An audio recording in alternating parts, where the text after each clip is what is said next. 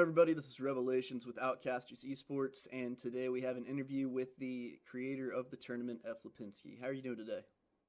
I am doing great. Early morning, even though it's 1 p.m. for me, but that's pretty early. Yeah, it's a little early over here. I'm about an hour behind you. So, what we really wanted to get into today is how and why these charities came to be. So, to start off, how many years have you been active in the Onward community, and what really brought on this idea for the charity tournaments?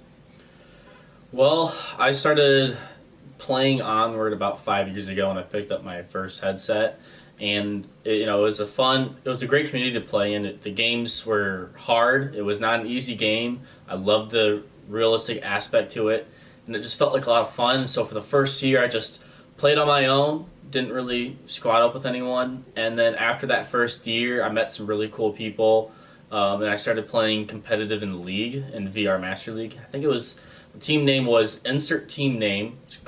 Fantastic name.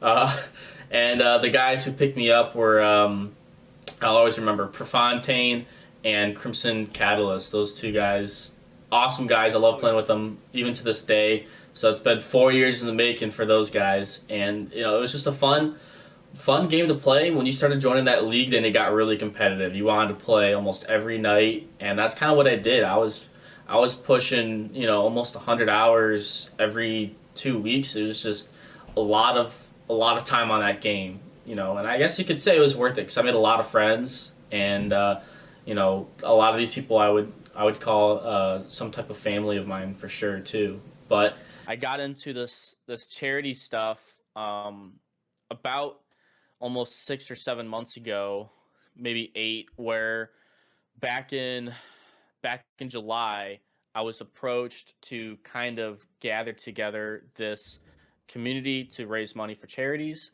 But in that way, we're going to play video games. We're going to play Onward, this community that I'm familiar with.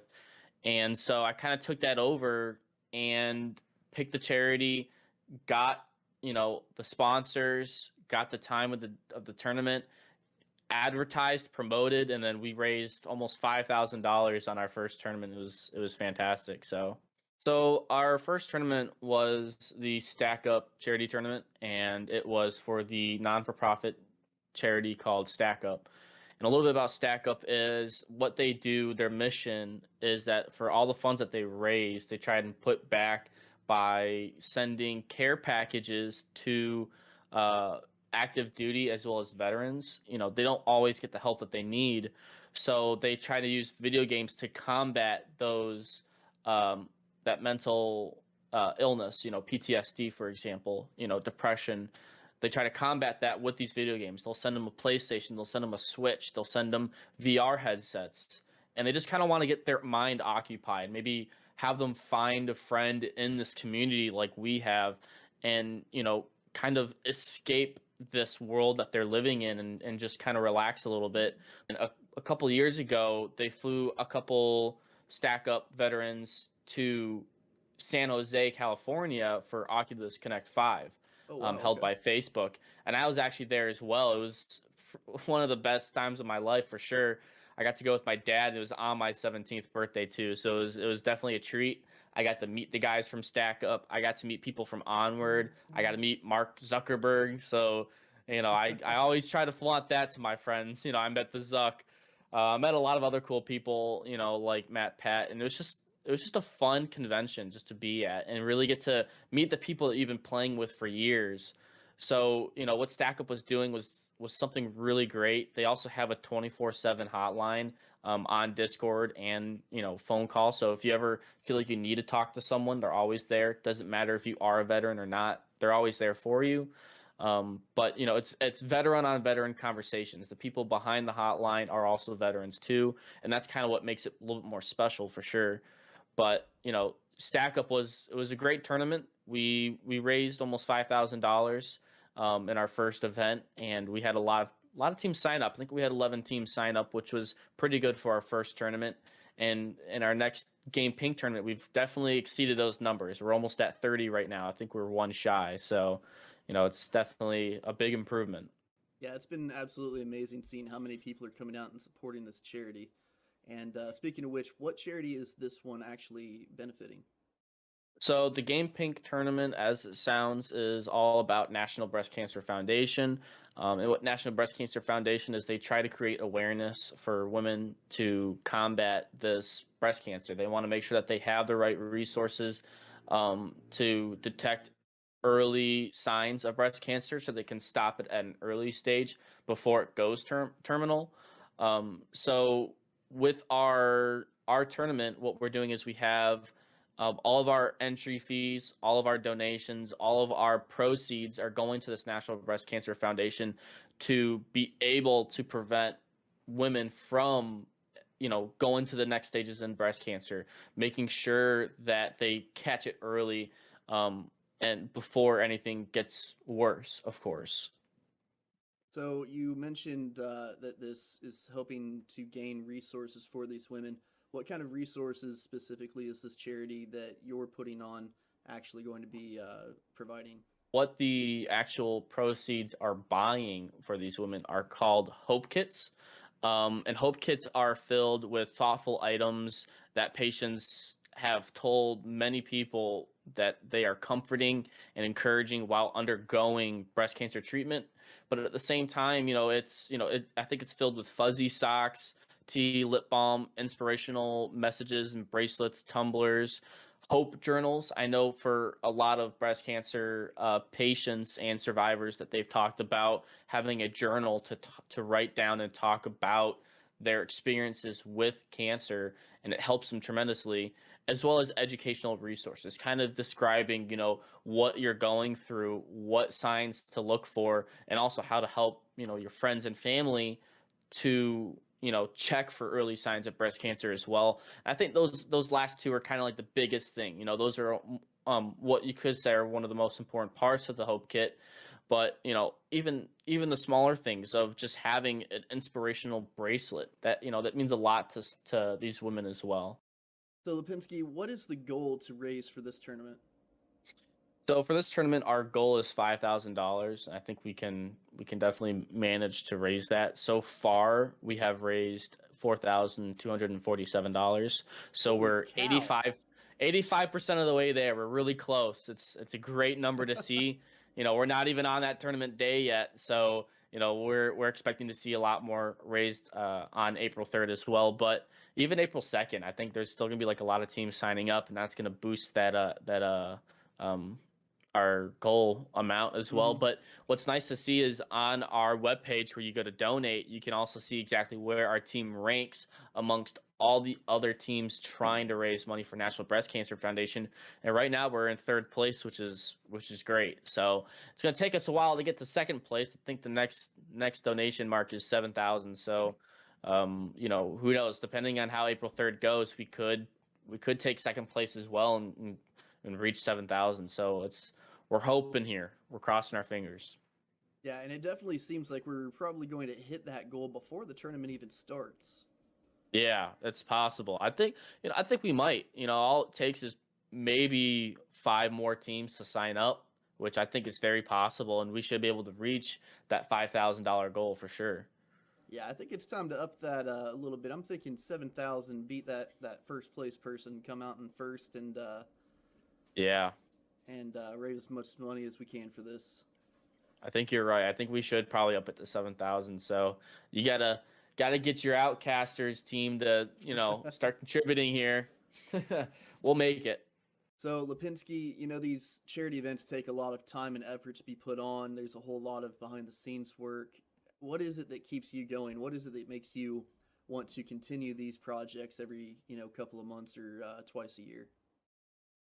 Well, everyone loves to compete for something, and it's always fun to hear the feedback of everyone enjoying these tournaments. And, it never hurts to raise money for charity. Everyone can agree with that. And to me, I felt like, what I'm doing here, is going to help me throughout, my life, better understand, what it's like to make events, what it's like to run things in a Hmm. business standpoint, but at the same time also to kind of see how much these things affect other people. I get people who message me all the time saying how much they are grateful for this and how much it affects them and their family. So it's definitely very heartfelt to receive these messages, but even without those messages, I know what I'm doing is, for a good cause, and it always makes me happy to work on these. It's fun. I love putting together these tournaments. It's awesome to reach out to sponsors, hear back from them. It's great to see how many people are interested and just want to play for fun. Hmm. So, to me, it doesn't feel like a job, doesn't feel like hard work. It feels just like honest work for a good cause. So to me, I'm always trying to find time to spend on this, right after school or right after work. I love to work on this kind of stuff. There's not a point where I'm just like, gosh, I just need to take a break. It's never the case for me. All these people are watching, wondering how they're able to give their input on these charities. I mean, how is it that these charities are chosen, and why are they chosen? That is a great question. So, every year we're gonna have the Stack Up charity. They are just a great charity, but on the other half of the year, we have a community voted upon charity like this one, the Game Pink tournament. That's awesome. And in our Discord, if people are active on Discord, what we do is we make an announcement and we ask people to post a charity that is important to you and why you want it to be supported in our next tournament. And in their submission, I kind of ask for just a short paragraph to really, see how it's impacted you, how it'll impact others, and why is it something that we should support. The one that was chosen was by Murphy the Maniac of National Breast Cancer Foundation.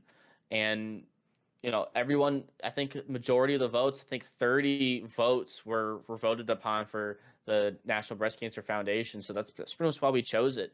She had a really, heartfelt moment, and you can read it all the way through on our Discord too. Exactly, why she felt like it was important, how it affected her. I believe Murphy actually had breast cancer at one point. She had stage 1 ductal carcinoma breast cancer. So which is a very common breast cancer, but still nonetheless a very scary experience as well. So, she kind of talked about how she went through it and how her friends going through it again. So it really touched a lot of people, and we kind of all voted upon that one for this tournament. So for the next one, it's going to be this fall, and we are going to be doing Stack Up. Just that's going to be our annual tournament. It's going to be the Stack Up tournament. Pretty much Hmm. our big tournaments are going to be the Stack Up ones. And then, even though so far this tournament was bigger than our last one, the last one was our first one for Stack Up, and this is our second one. But so far, we've definitely exceeded our expectations with this event. But for the community voted upon tournaments are going to be every April, and then every August we're gonna have one for Stack Up. But for the polls, we have a lot of great options to vote for. One of the ones that I really liked was Doctors Without Borders. I think that's a great charity, and I hope Hmm. to see that in the future too, as well as Heart to Heart International, Healing Little Hands. There's a lot of great charities out there, but the one thing that we do want to make sure though is that any charity that we do is going to be a non-for-profit charity, um, just because we want to make sure that anyone who does sign up with their entry fees, they know exactly where their money is going. So exactly is this tournament? Give us some details about it. The tournament is going to be on April 3rd at 2 p.m. Eastern.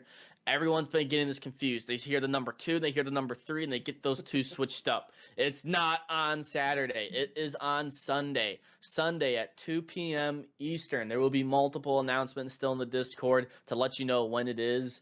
If you're trying to sign up still, if you are in the lower Rise Up bracket, it is $10 a player. If you are in the higher bracket for Hero, it is going to be $20 a player.